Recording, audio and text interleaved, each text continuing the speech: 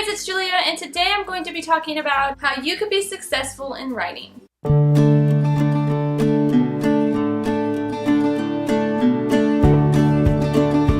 So the first thing I'm going to talk about is picking specific goals for your writing. Whether that be weekly, daily, monthly, or yearly goals, it's good to have a set goal. So things like word counts or finishing things like your editing process or beta process. Having these specific goals will help you keep yourself accountable for writing and getting these things done in a timely fashion so you can be successful in writing. If you don't actually have like set goals, then it's going to be easy to push these things off and not feel like they're a priority, and then you're never going to get a book written. Next is to get organized. It is important to have like your own special space, like a desk in your room or just a special designated place for your writing. So I have a desk in my room, and it is good to do things like have pen holders to keep your pens in, have a little filing cabinet for your papers. It's good to have things like, if you have Scrivener, you can do most of your organization in your software. There's a lot of different ways you can organize your story in there so you don't have a bunch of papers. But if you're somebody who likes to write things out like me, you can also do things like keep a binder or a folder that you keep your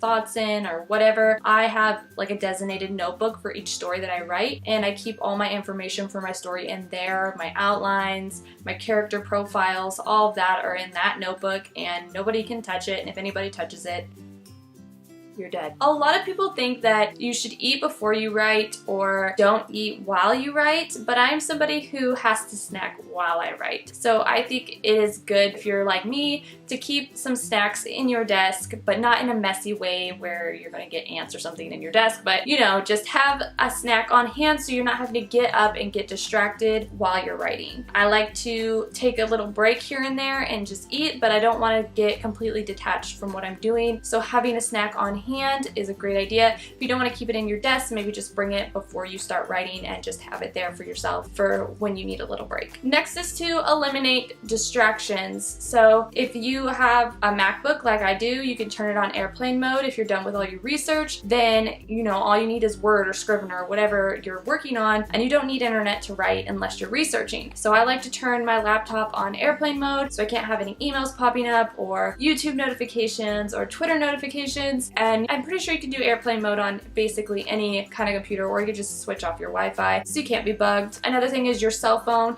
Just leave it in another room while you're writing. There's just no reason to have it unless you're expecting a phone call or something, or at least turn it on silent at the very least so you're not constantly looking over and getting distracted from your writing. Another thing, if you're like me and you have kids, then tell your husband, hey, I need an hour a day to write my book and to focus on my book without any distractions from the kids, so will you please watch the kids for this hour and I will go write. And for me that works because I have a really awesome husband, but for some people that might not work. So if you're one of those people, then you could always like wake up an hour early and write, or right after the kids go to bed, which doesn't work for me because my kids get out of bed constantly, so I'm constantly getting distracted. So I would have to wake up earlier or have my husband watch my kids, you know, whatever works for you. Another thing is to practice self-discipline, which means, you know, if you're meeting your goals, reward yourself for meeting those goals, whether that be monthly or weekly. You know, you could do small things for weekly goals and big things for yearly goals, you know, whatever. There was a one point where I really wanted to finish writing a certain amount of words by a certain amount of time, which I didn't end up doing, so I didn't end up rewarding myself. I was going to get ring light, which I never did because I never reached that goal in the time frame that I set. So I really need to do that again because I really need those lights.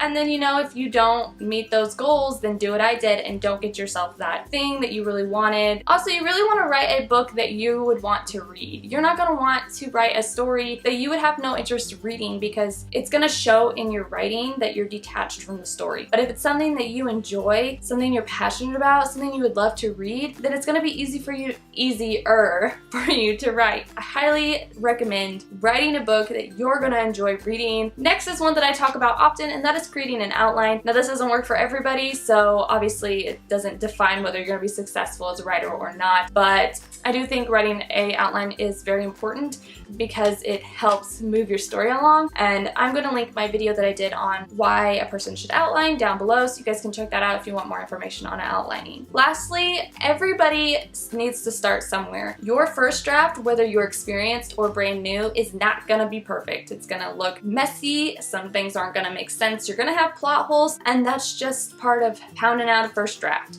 You just get things down, you get your ideas down, however you can, and hopefully, eventually it'll turn into a well-polished story after many rounds of editing and beta reading and professional editing and so on and so forth. Even if your story doesn't turn out the way that you want it to when you've gone through a bunch of editing phases and whatever, you have taken the first step to becoming a writer because you've written something. And it is going to take time and a lot of effort to write a story that you're going to be proud of. So don't give up, keep trekking on, my friend, because eventually you will get there. I'm still trying to get there, but I know that I will one day because I'm not giving up. Alright guys, so that is it for this video. I hope you enjoyed. If you did, please like and subscribe if you're not already, and I'll see you guys next time. Thanks for watching. Bye!